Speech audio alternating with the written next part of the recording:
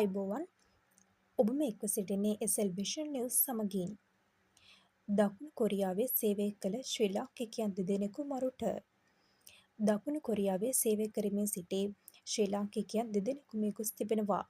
දකුණු කොරියානු මාධ්‍ය වාර්තා කර ඇත්තේ මෙලෙස මිය ගොස් ඇත්තේ අභ්‍යන්තර මසක ගොවිපළක සේවය කරමින් සිටි ශ්‍රී ලාංකික සේවකයන් දෙදෙනෙකු බවයි.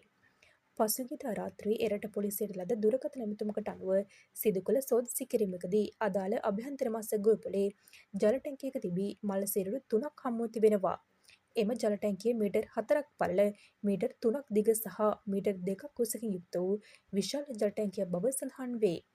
මියගොස් සිටි අය අතර එම අභ්‍යන්තර මසක ගොවිපළේ කළමනාකරු වන 56 වැනි කොරියානු ජාතිකයාද සිටි තිබෙනවා.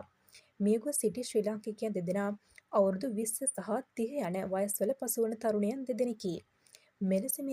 මෙලෙස මියගිය තිදෙනාගේ මරණ පරීක්ෂණ පැවැත්වීමට නියමිත බව දකුණු කොරියානු මාධ්‍ය පවසයි.